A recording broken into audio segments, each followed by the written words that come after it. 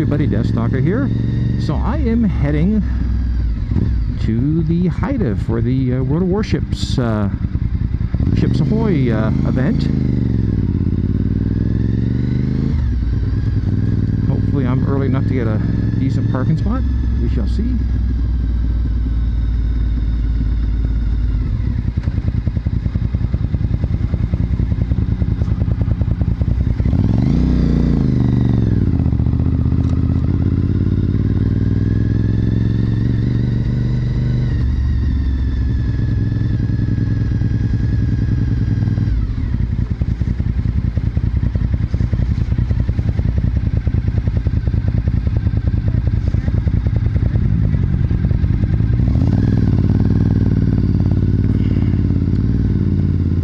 Parking.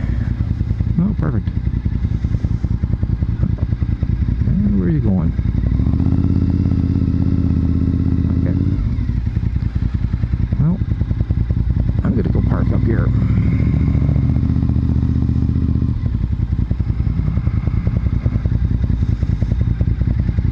I took the cover off. Cool. There seems to be a bit of a lineup, which is kind of cool. Oh.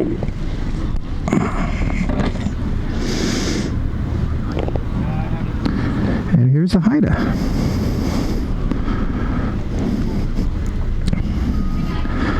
So we'll see what's going on. Hi everyone. With all the general craziness of the day and the noise from the construction nearby, the audio recording on my camera for some reason wasn't very good, so I'm going to give you a rare voiceover. The Wargaming staff and helpers did an awesome job of getting almost 150 gamers to collect their loot bags and point them in the general direction of the Haida. With a quick safety briefing, we were unleashed like cats. We went off in all directions looking at whatever shiny thing attracted us. Of course, with all this mayhem, I just was not able to record everything due to the crowds, getting caught up in conversations, or someone just not pressing the record button.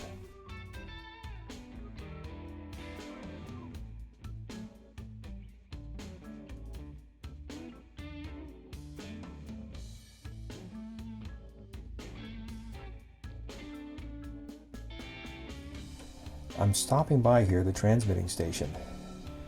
Now, the transmitting station has nothing to do with outside communications, rather it's where all the data is necessary to fire the main armament. This is the canteen where the ship's crew could purchase personal items like tobacco, beer, soft drinks, and other items. The mess deck is a term given to the area where the sailors lived. The crew inhabited the forward end of the ship or the forecastle. In the upper mess deck, 50 men ate, slept, and dressed. Another 50 were below in the after lower mess deck. Forward in the forward upper deck would be another 45, while another 20 in the forward lower mess deck. The men slept in hammocks, each had his own, which were put up when they went to bed. The overhead black bars were used for this. Everywhere you see a dent in the bar represents the end of a hammock. Normally you can only view the radio room from the gated off doorway, but because of Wargaming working with Parks Canada, we were permitted to enter the radio room and had a ship volunteer explain the workings of 1940 ship's communication. This area is a message center that was the main focal point for the processing, distributing, and filing of all messages that were sent to or from the ship. The various radios used for communication between ships, aircraft, and bases. They all use their own specific radio communications. The room at the after end is the coding room. This is the place where outgoing traffic was encoded or encrypted and decoded.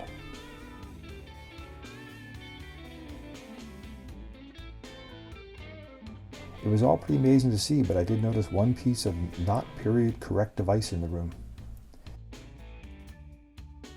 The operation room during World War II was known as the plot.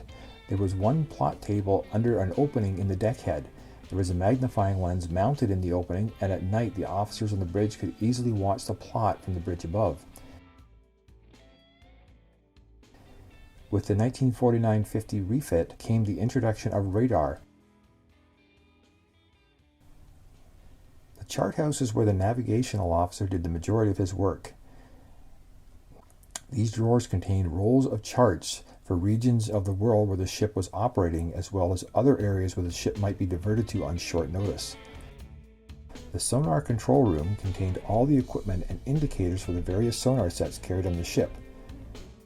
The wheelhouse is pretty much self-explanatory, but it's surprisingly compact. I was in there with two other guys and we had barely enough room to move around, and the amount of things that there was there you could bang your head, elbow, or back into was staggering. Anything the ship was doing when underway was controlled, authorized, or ordered from the bridge. It was the brains of the ship. You may notice there's no roof. For some reason, the British hadn't invented the roof for ships' bridge areas yet. I suspect the misery of getting constantly soaked in the Atlantic was the reason why so many officers liked to drink. When I left the bridge, I proceeded aft along the catwalk. These walkways were installed in the ship during the refit in October of 1944. Due to the split deck design of the ship, this area of the main deck was known to be wet, and in periods of rough or heavy weather, it was almost impossible to get to the rear of the ship. Therefore, movement around the weather decks was very dangerous in certain situations, and these catwalks were one way of correcting that.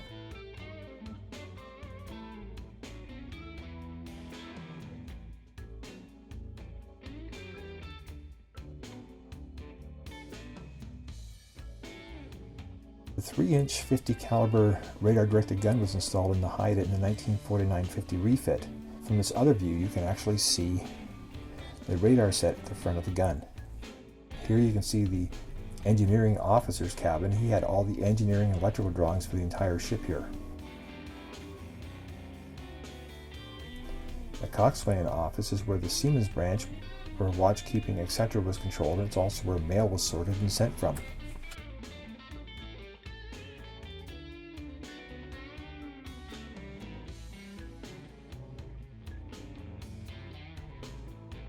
Here you can see Radio Room 2. The Haida actually had 4 separate radio rooms on it.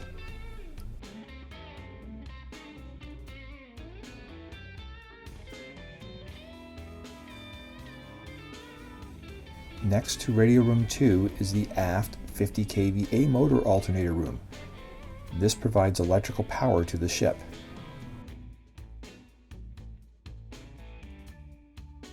Here we're going into the captain's day cabin. This is where the captain managed the affairs of the ship. The space contains an office for the captain, a bedroom, sleeping cabin, and a bathroom. The captain used this cabin in harbor and sometimes during the day at sea. When the ship was at sea, he slept in the captain's sea cabin in order to be close to the bridge and the operations room. The built-in furniture, such as a settee, sideboard, and fireplace, are original as fitted in 1943. Now I'm in officers' country. This is the wardroom lobby where 5 cabins are available for some of the ship's officers. As you see, most of the officers' cabins are 2 bunk rooms, whereas the senior officers, such as the executive officer, would have a single bed.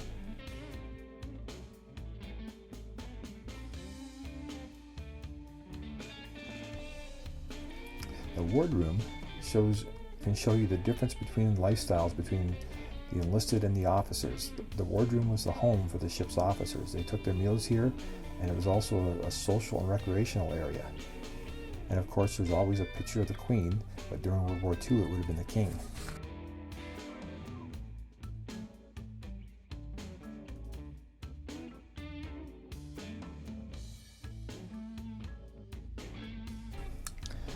Now here you can see me trying to get through this very small hatch. And I'm not a big guy, I'm not a small guy either, and I had to turn myself sideways and just snake my way through to get in here. You see a bunch of electrical equipment, and you can actually see how tiny that little hatch is.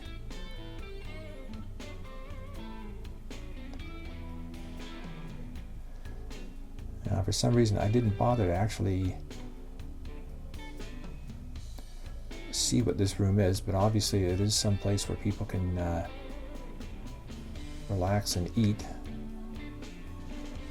But I'm wondering if this was at one time the machine shop they were talking about.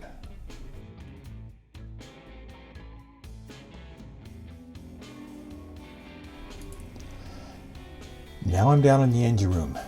An absolute maze of plumbing, pipes, valves, gauges, electrical connections, steam lines, everything. I can't even imagine working down here.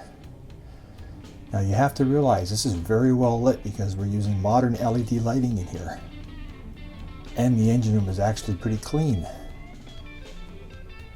because it hasn't been run in almost 40 years. You can see there's multiple levels to it. It basically runs from the bilges right up to the deck. The engines themselves are fed by 3 boilers.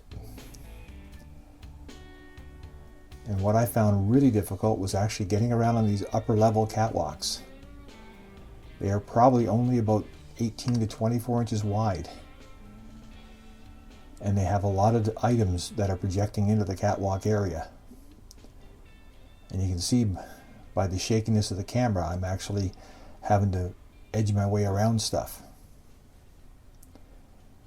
Now imagine working in here with this thing running at full speed, all the heat coming off the equipment. These things don't have air conditioning either.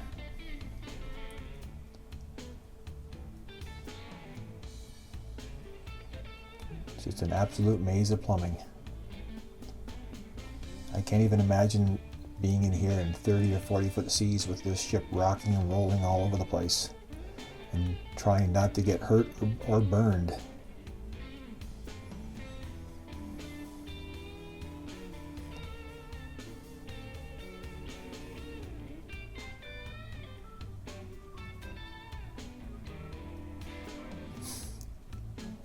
There's just so much to take in.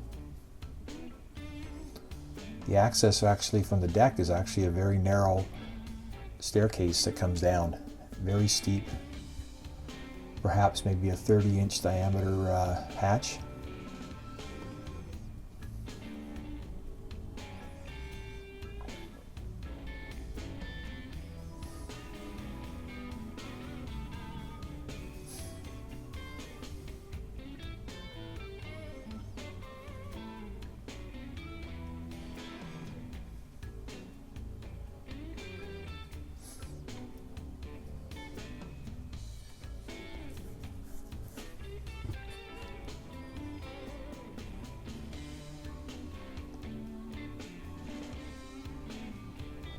I can't even imagine trying to make a repair while underway in this confined space.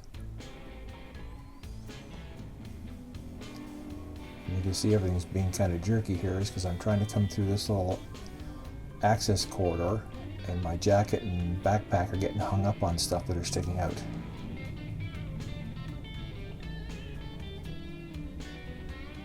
And then I actually have to duck down because it hasn't got a lot of head clearance, and have to almost crawl underneath the 3 emergency shutoffs for steam.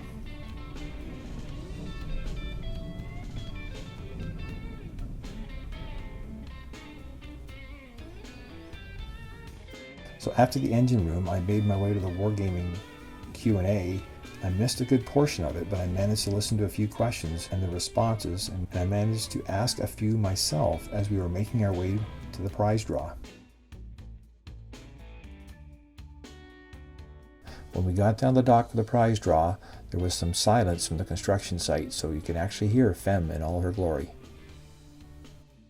M65 Pro RGB, because RGB makes everything better. You hit more with it. Sponsorships? Give it to me. 05 8183.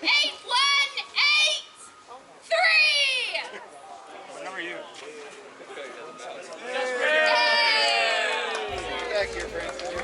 I have that mouse. That looks like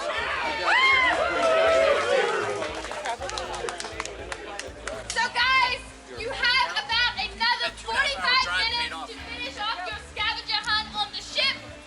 If you haven't already, make sure you sign our event flags, which will be hung out in the new office.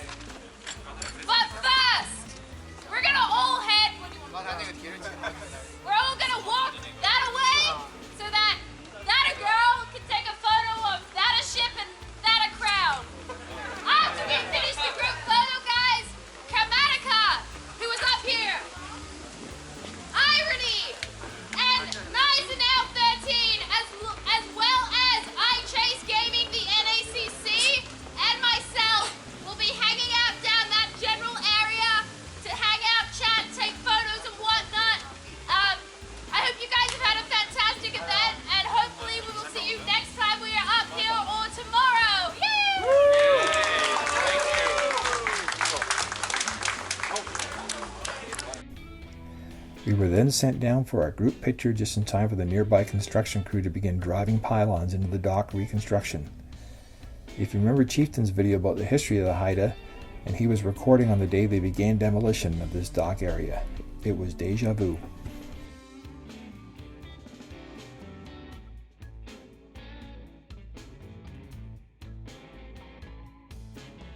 Afterwards, we had time to take some pictures and talk to some of the wargaming staff or other attendees as we were heading off for our own merry ways. This was a great event, and if wargaming decides to return again in the future, I'd highly recommend attending.